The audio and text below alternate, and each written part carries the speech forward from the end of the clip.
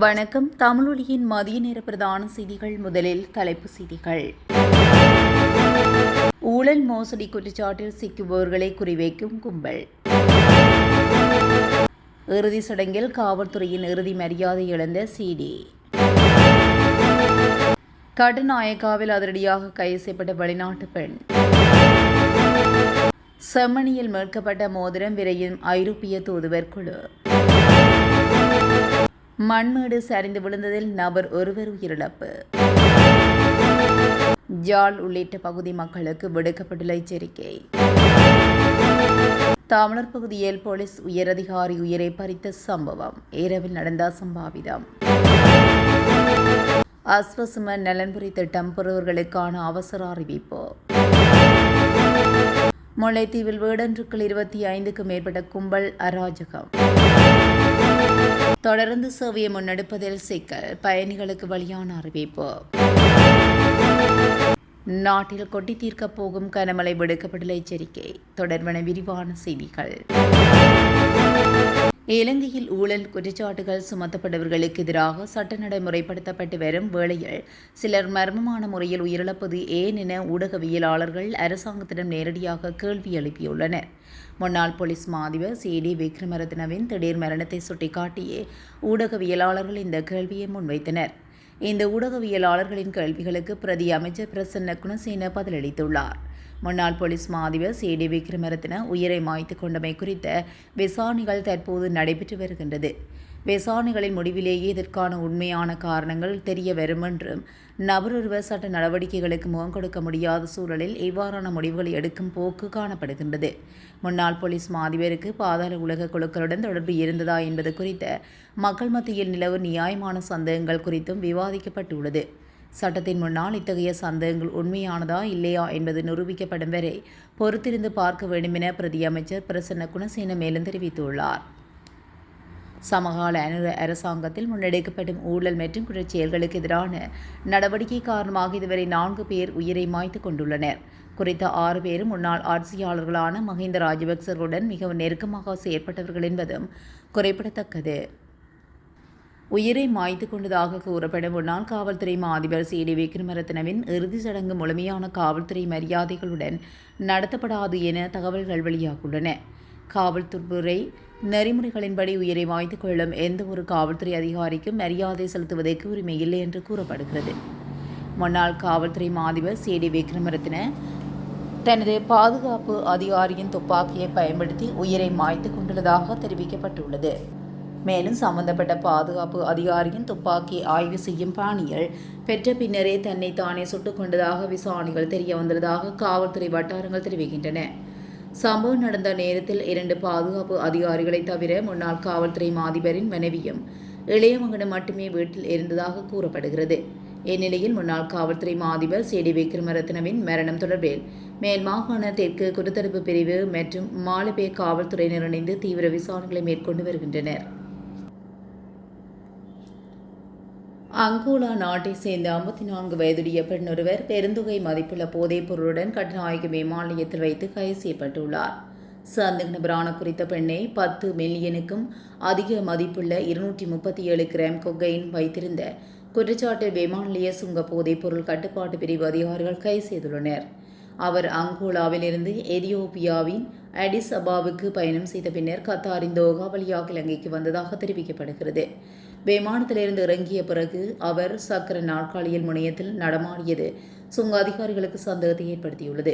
அதனைத் தொடர்ந்து சந்தேக நபர் தானாக முன்வந்து கொக்கைன் அடங்கிய 14 உருண்டைகளை அதிகாரிகளிடம் ஒப்படைத்துள்ளார். இதன்போது மேற்கொள்ளப்பட்ட மேலதிக விசாரணைகளில் மேலும் பல உருண்டைகளை விழுங்கியதையும் அவர் ஒப்புக்கொண்டுள்ளதாக கூறப்படுகிறது. இந்நிலையில் இந்த விடயம் குறித்து சுங்க போதைப் பொருள் கட்டுப்பாட்டு பிரிவு தொடர்ந்து விசாரணை நடத்தி வருகின்றது. யாழ்ப்பாணம் செம்மணி பகுதியில் உள்ள மனித புதைகுழியை பார்வையிட 4 ஐரோப்பிய நாடுகளினதும் மற்றும் ஐரோப்பிய ஒன்றியினதும் தூதுவர்கள் குழு வருகை தர உள்ளது. இந்த மாதம் 22ஆம் தேதி புதன்கிழமை பிரான்ஸ், ஜெர்மனி, இத்தாலி, நெதர்லாந்து மற்றும் ஐரோப்பிய ஒன்றியம் ஆகியவற்றின் தூதுவர்களே செம்மணி மனித புதைகுழியை பார்வையிடுவார் என தெரிய வந்துள்ளது. யாழ்ப்பாணத்துக்கு எதிர்வரும் 21ஆம் தேதி வருகை தரும் மேற்படி குழுவினர் 22ஆம் தேதி செம்மணி மனித புதைகுழியை பார்வையிடுவதற்கு யாழ்ப்பாண நீதவான் நீதிமன்றத்தின் அனுமதி கோரி விண்ணப்பிக்கப்பட்டுள்ளது. மேற்படி குழுவினர் யாழ்ப்பாணத்தில் அரசியல் கட்சிகளின் பிரதிநிதிகள் மற்றும் சிவில் செயற்பாட்டாளர்களை சந்தித்து கலந்துரையாட உள்ளனர் எனவும் அறிய வந்துள்ளது. இதே நேரம் செம்மணி மனித புதைகுழியில் 3ஆம் கட்ட அகழ்வு பணிகளை 56 நாட்கள் முன்னெடுக்க நீதிமன்றம் அனுமதி வழங்கிய நிலையில் 35வது நாளான நேற்று வெள்ளிக்கிழமை புதிதாக 11 எண்புக்கூடுகள் அடையாளம் காணப்பட்டுள்ளது. இதன்போது சேதமடைந்த மோதிரம் ஒன்றும் இவ்விரல் எலும்புகளுடனான செப்பிலான மோதிரம் ஒன்றும் குவியலாக 2 தொகுதி எண்புக்கூடுகளும் அடையாளம் காணப்பட்டுள்ளது. அளவத்துக்கொட பகுதியில் மண்மேடு சரிந்து விழுந்ததில் நபர் ஒருவர் உயிரிழந்துள்ளார். குறித்த சம்பவம் கண்டி மாவட்டத்தின் அளவத்துக்கொடை படுகொட பகுதியில் இடம்பெற்றுள்ளது.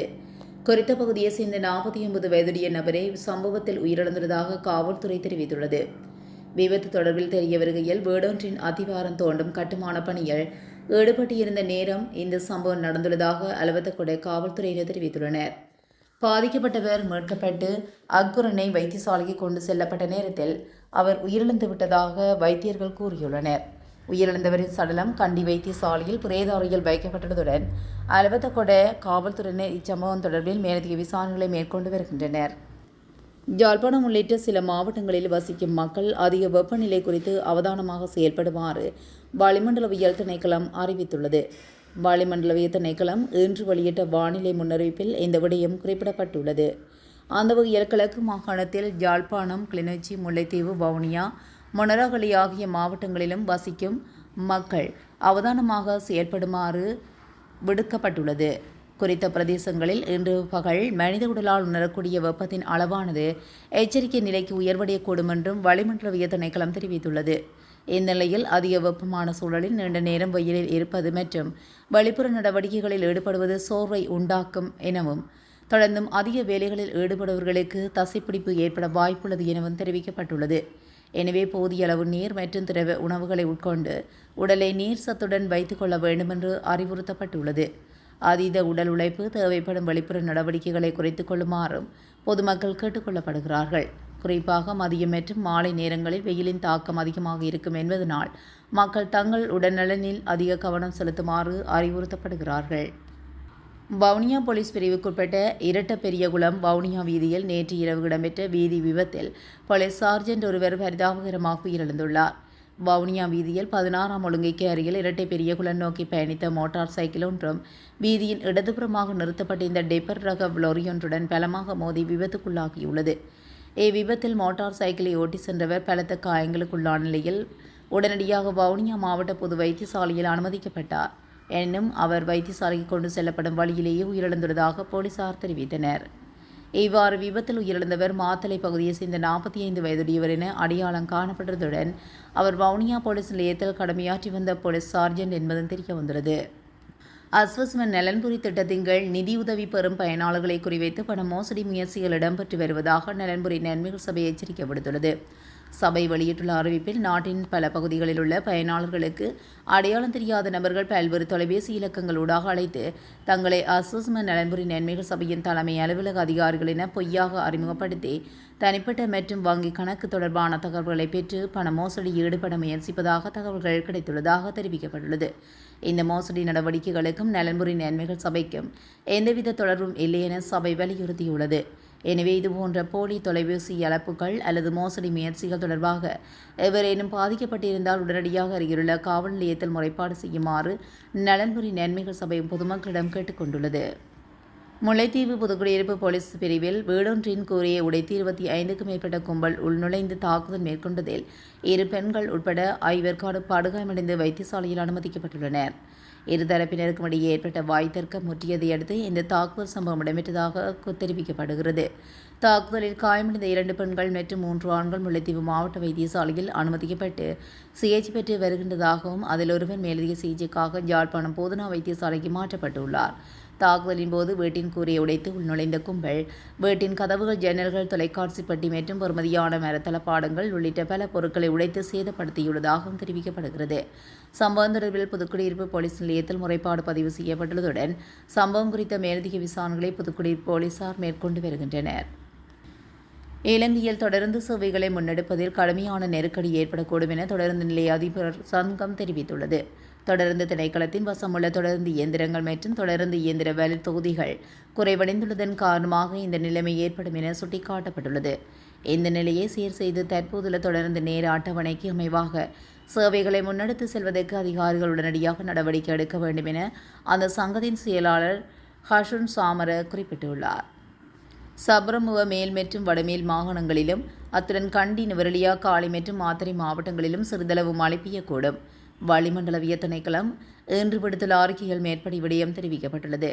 இதன் அடிப்படையில் நாட்டின் ஏனைய பிராந்தியங்களில் வறட்சியான வானிலை நிலவக்கூடும். கிழக்கு மாகாணத்திலும் அத்துடன் யாழ்ப்பாணம், வவுனியா, முல்லைத்தீவு, கிளிநொச்சி மற்றும் மொனராகலை மாவட்டங்களிலும் வெப்ப சுட்டன் காரணமாக மனித உடலினால் பகல் வேளைகளில் அதிகரித்த வெப்பநிலையை உணரக்கூடியதாக இருக்கும். வடக்கு, வடமத்திய மற்றும் வடமேல் மாகாணங்களிலும் அத்துடன் மாத்தளை, ஹம்பாந்தோட்டை மற்றும் திருகோணமலை மாவட்டங்களிலும் மணித்தியாலத்துக்கு சுமார் 40 தொடக்கம் 50 கிலோமீட்டர் வேகத்தில் அடிக்கடி பலத்த காற்று வீசக்கூடும். இடியுடன் கூடிய மழை பெய்யும் போது தற்காலிகமாக வீசக்கூடிய பலத்த காற்று மற்றும் மின்னல் தாக்கங்களினால் ஏற்படக்கூடிய பாதிப்புகளை குறைத்துக் கொள்ள தேவையான முன்னெச்சரிக்கை நடவடிக்கைகளை மேற்கொள்ளுமாறு பொதுமக்களுக்கு அறிவுறுத்தப்பட்டுள்ளமை குறிப்பிடத்தக்கது. இத்துடன் தமிழொலியின் மதிய நேர பிரதான செய்திகள் நிறைவடைகின்றன. தொடர்ந்தும் செய்திகளோடு இணைந்திருக்க தமிழொலி ஊடகத்துடன் இணைந்திருங்கள். நன்றி, வணக்கம். தமிழொலி ஒரே பார்வையில் இன்றைய செய்திகளை உடனுக்குடன் தெரிந்து கொள்ள தமிழொலி யூடியூப் தளத்தை சப்ஸ்கிரைப் செய்து இந்த வீடியோ பிடிச்சிருந்தா லைக் பண்ணுங்க, கமெண்ட் பண்ணுங்க, ஷேர் பண்ணுங்க. மறக்காம கீழே இருக்கிற பெல் ஐகானை கிளிக் பண்ணுங்க.